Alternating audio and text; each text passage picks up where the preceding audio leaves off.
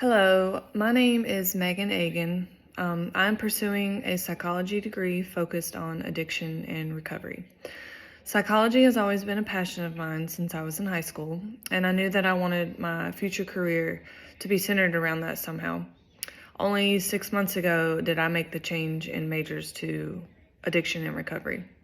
My husband is a recovering addict going on 4 years of sobriety. Throughout our entire relationship, so at least 12, 13 years, he was living in addiction. Some years were less severe than others, but overall, he was still living in addiction. After getting through that and recommitting our lives and our marriage to the Lord, we are now able to live a healthy life and have a healthy marriage, and we want to help others who have gone through the same thing as us. We are both involved in Celebrate Recovery at our church. He is now the leader of one of the weekly groups. He is the sponsor of 3 other men who look up to him and seek him for guidance in their own recovery. We are constantly seeking ways to help others and get more involved in our church as well. And that is why I wanted to interview Steve Black. He's the leader of Celebrate Recovery in my home church in Gastonia, North Carolina. His wife, Linda, is the leader of my Celebrate Recovery group. And our group is more focused on anxiety and depression and stuff like that.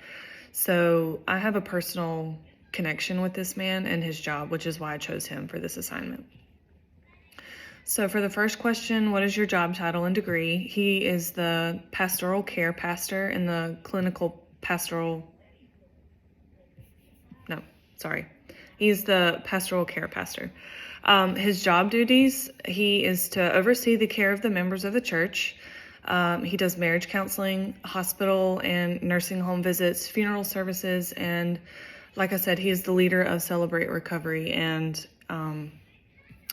third question, describe what you find fulfilling about in the industry. He said, I find it very fulfilling when I can see positive changes in others' lives as a result of others practicing the steps in a 12-step program and learning through others' experiences and getting help in the program and through counseling in the recovery program.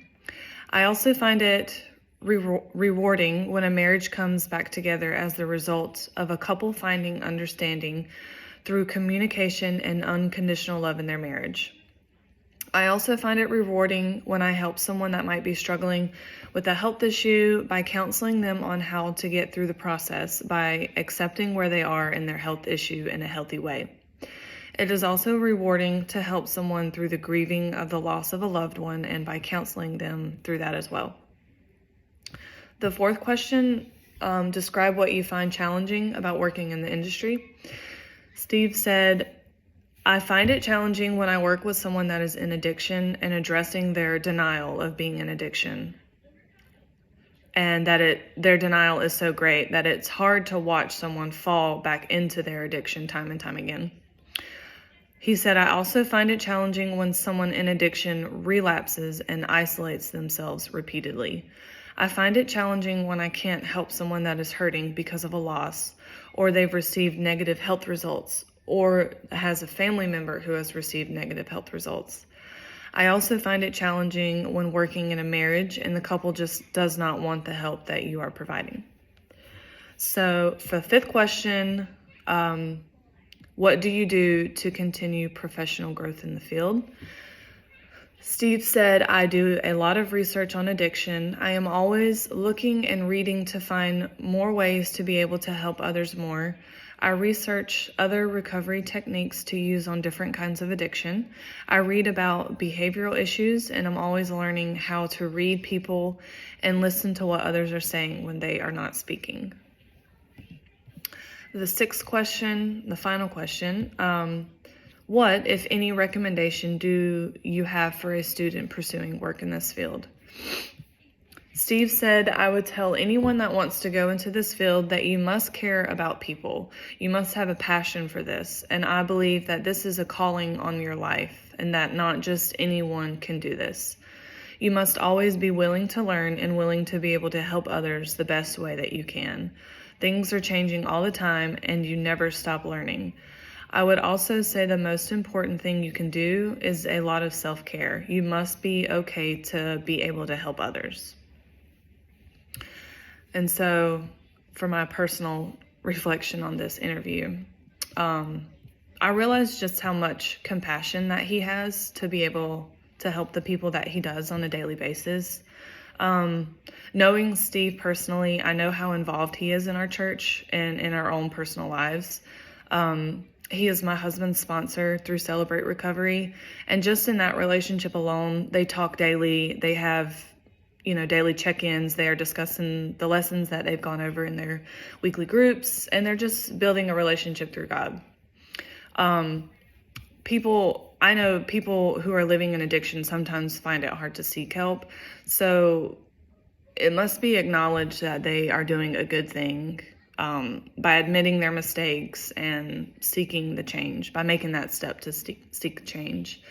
I know it must be challenging when dealing with different attitudes and perspectives on things. So constantly trying to read people, as Steve said, and figure out the best approach to help them can be challenging. I also personally can't imagine how hard it is to speak with someone who is suffering an illness that is killing them or could potentially kill them. Many people may find it harder to accept the illness that they have is killing them and that they do not have much time left on earth with their family and friends. As a pastor, I'm sure Steve tries to lead the people that he speaks with to the Lord as well. And he probably deals with those who are unwilling to accept Jesus into their lives, which can be challenging. I like how he addressed both the rewarding and challenging part of marriage counseling, because once you can build a sturdy bridge of communication through a husband and wife, or build back their trust, or even help them recenter their lives around God, and then to see the rewards through that, it must be very fulfilling. But then you also have the couples who are stubborn to change their own ways, or are just too unhappy with their situation to really want to fix anything. Steve did not mention this in his interview, but I just wanted to add this. But he teaches a class at our church called The Art of Marriage, and my husband and I actually took it. It's a 9-week course with 1-hour sessions, and each session is focused on a different topic of how to enrich your marriage or help you identify problems within your marriage that can be easily fixed, while also focusing on Scripture.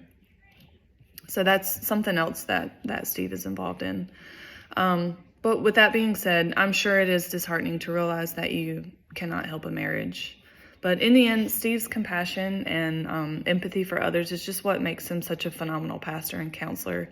He cares about others' well-being and where they're at in their walk with the Lord. He's living in recovery himself, and he'll tell anybody that, and knows how to help most people through their journey of recovery. He wants to see people turn their lives around and live for the Lord. And all in all, Steve is just a very inspiring person, and I'm really glad that I was able to interview him for this assignment. Thank you.